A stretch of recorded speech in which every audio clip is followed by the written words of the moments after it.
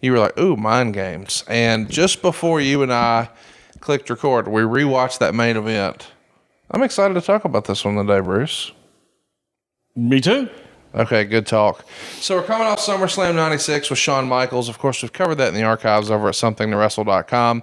Of course, in the main event, Shawn is going to go ahead and retain, and he was working with Big Van Vader, of course, in the main event. It wasn't Big Van Vader, it was Vader. Sorry. Mankind would defeat The Undertaker in the Boiler Room Brawl, and then famously, Paul Bearer would turn heel. He's a heel!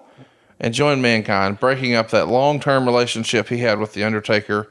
And we're about to start the path for a new Intercontinental Champion. But the big story at the time is the contract negotiations with Bret the Hitman Hart. And, of course, we've covered Bret's 1996 in the archive, so be sure to check that out. But how big of a priority on the heels of the NWO success, Hall and Nash leaving the promotion to go to work for Ted Turner's World Championship Wrestling, how big of a priority was it to Vince to lock down Bret?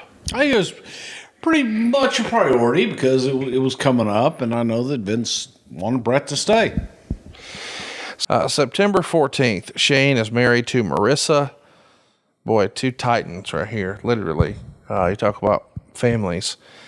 Were you at that wedding? What do you remember about Shane's wedding? It was a beautiful wedding at the Pierre Hotel in New York. Was the reception and the after party or whatever. It was a beautiful ceremony and one hell of a night. And I got to share most of that evening with Freddie Blassie and his beautiful wife in tuxedos, and had just an absolute blast. But to me, the most fun out of that night was the time that we got to spend with Freddie.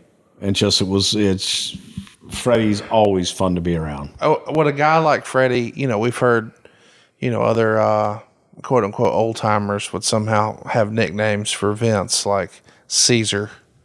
Would a guy like Freddie refer to Shane as the Kid or something like that? No, Freddie had so much love and respect for the entire McMahon family, genuine love, and Freddie was a very genuine man. He just was as straightforward and kind as they came.